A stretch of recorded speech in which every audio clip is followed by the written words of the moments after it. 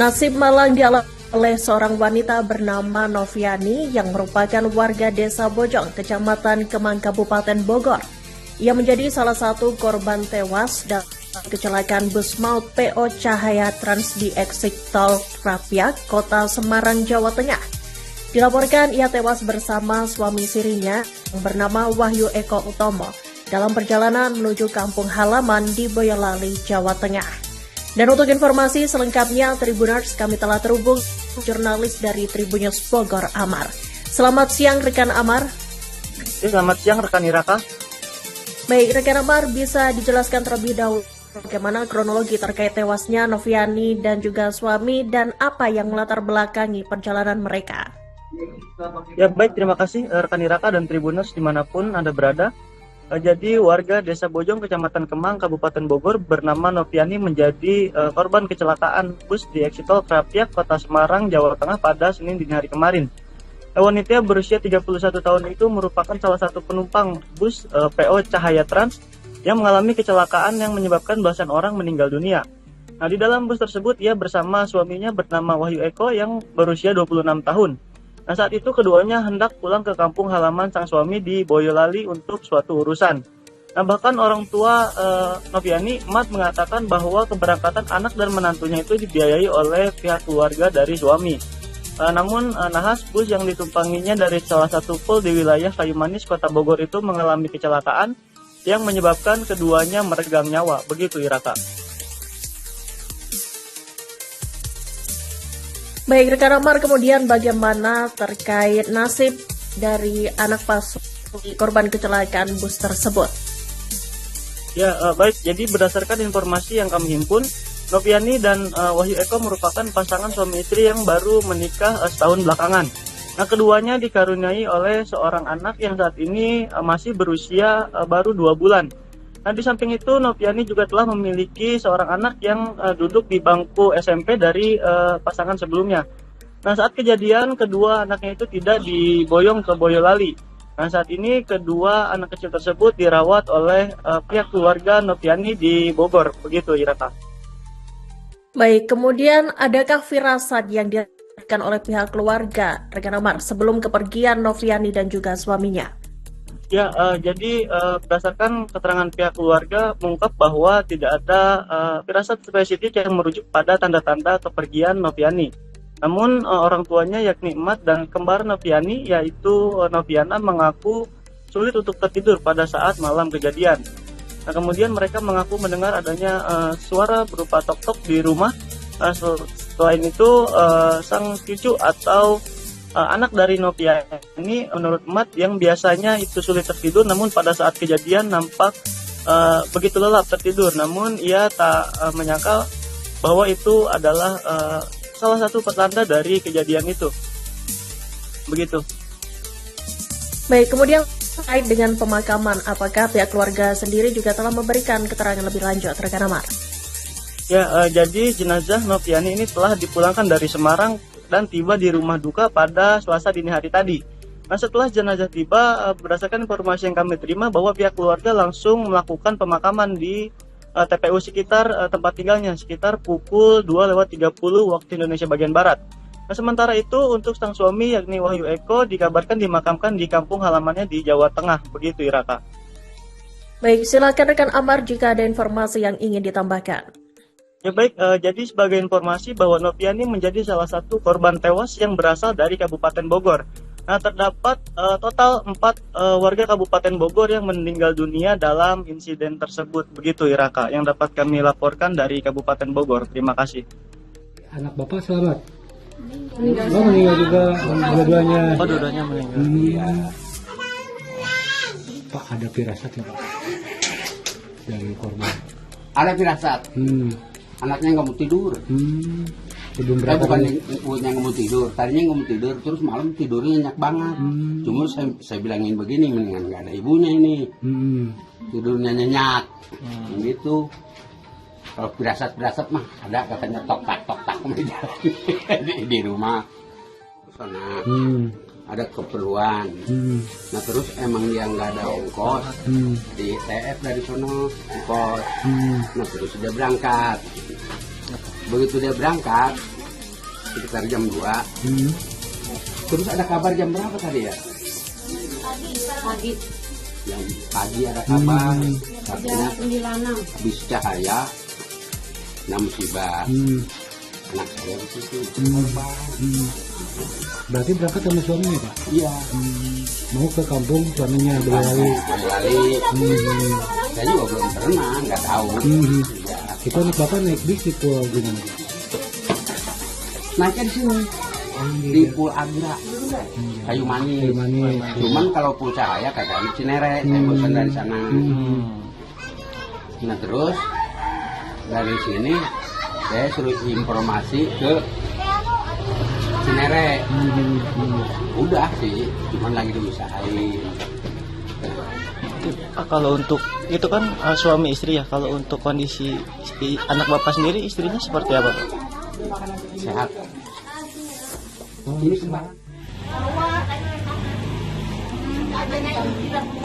Berarti dekat rumah ada. Berarti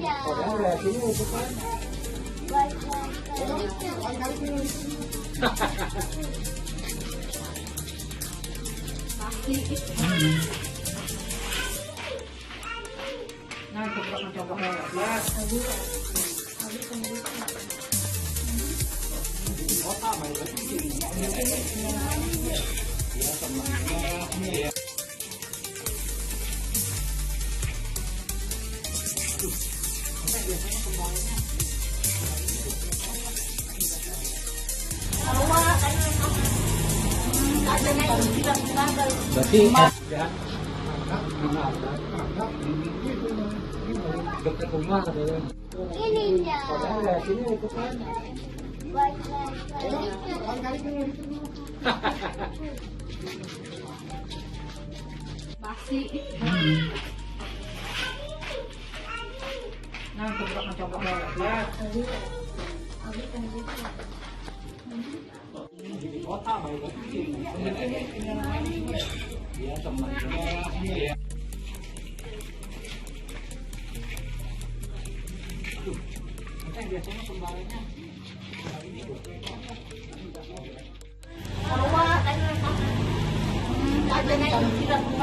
Berarti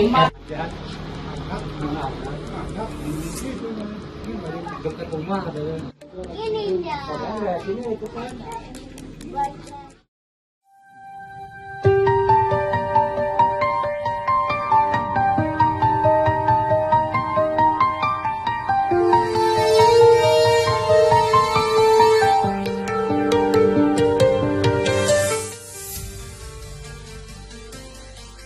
Kabar duka ini baru saja kita dengar ya. Ada kecelakaan di Tol Semarang yang menimbulkan belasan korban tewas.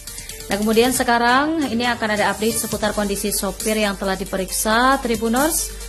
Kabarnya sopir cadangan bus Cahaya Trans dipastikan negatif narkoba seusai menyebabkan kecelakaan maut di Tol Krapyak, Semarang, Jawa Tengah pada 23 Desember lalu yang menewaskan 16 penumpang.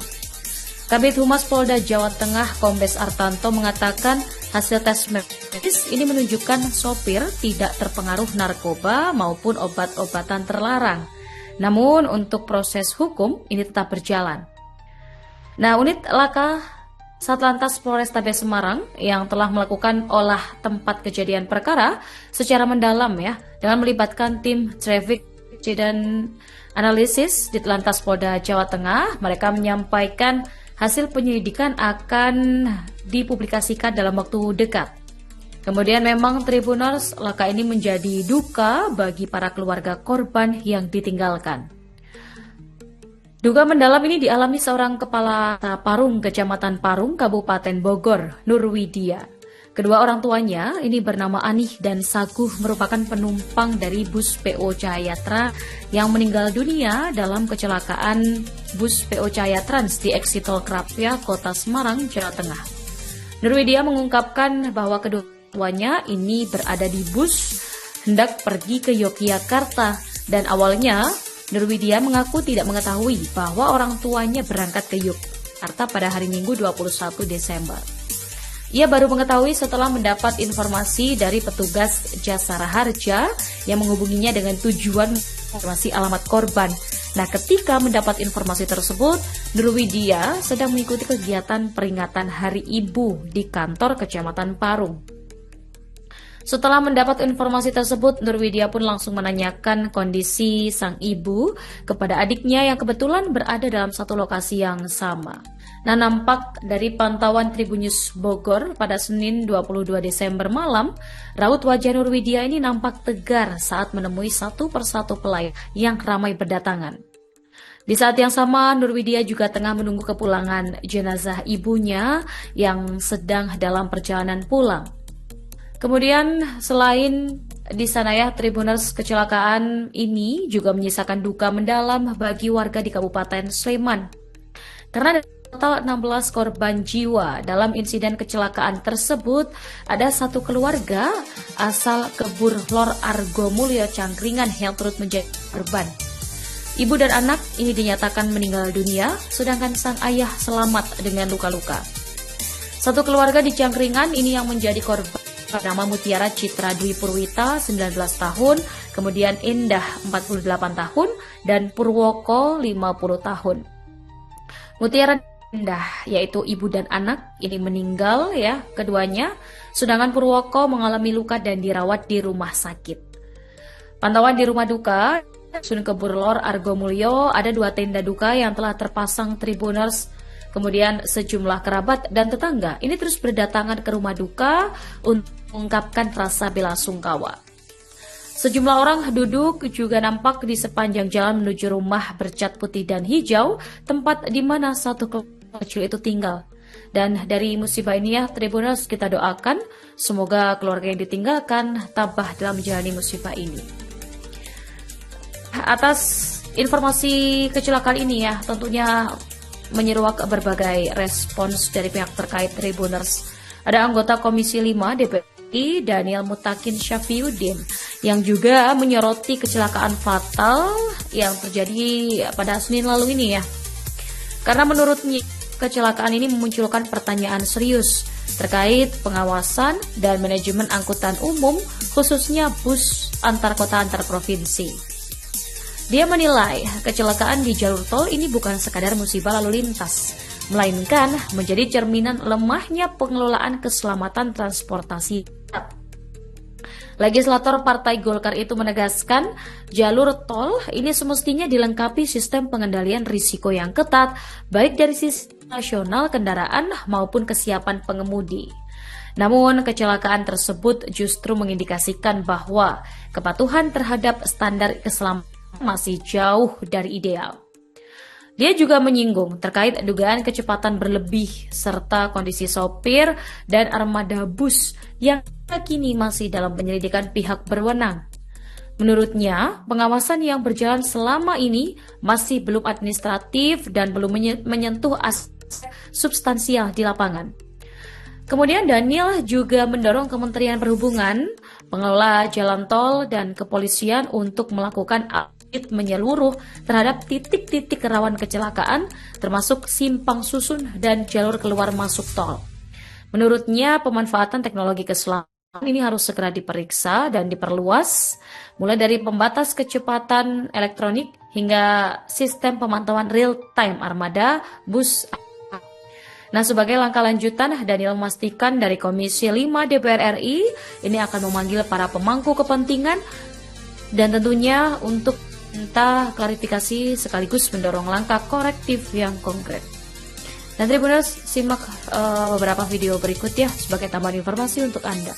Yang pertama-tama kami mengucapkan duka cita, bela sungkawa dan prihatin dengan kejadian yang terjadi pada dini hari tadi pukul 1.00, kecelakaan bus yang mengakibatkan korban 16 meninggal dunia, kemudian 8 luka, yang saat ini korban meninggal dunia disemayamkan di Rumah Sakit Karyadi dan satu di Rumah Sakit Ibu. Ini menjadi keprihatinan kita setelah kita cek, ternyata driver kendaraan bus tersebut adalah driver cadangan. Kemudian kita melakukan olah TKP, kita melakukan penyidikan untuk korban yang luka-luka sepenuhnya nanti ditanggung oleh pemerintah Provinsi Jawa Tengah.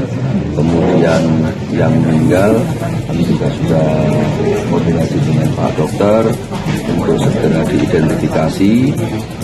Postmortem, antemortemnya sudah kita siapkan nanti di sini. Kita membuka posko bagi keluarga yang meninggal dan pemerintah Provinsi Jawa Tengah, kemudian Polda Jawa Tengah dan rumah sakit nanti kita akan melakukan pengantaran jenazah ke kediaman masing-masing. Kemudian juga hal-hal yang lain yang bisa kita bantu segera mungkin kita bantu untuk mempercepat proses.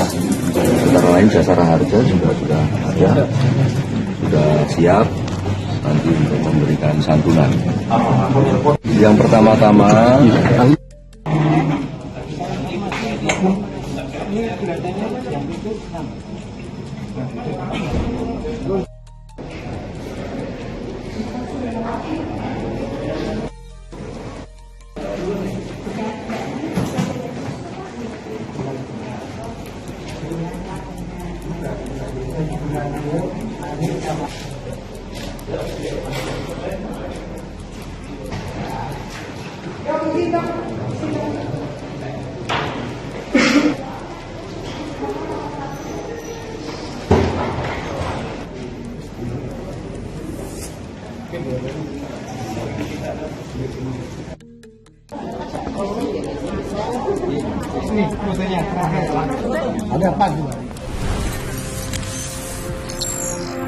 Tribun X menghadirkan lokal menjadi Indonesia.